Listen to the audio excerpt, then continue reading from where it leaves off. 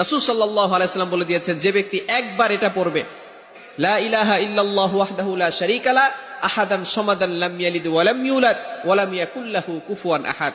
সূরা ইখলাসের ভিতরে কিছু অংশ এখানে রয়েছে।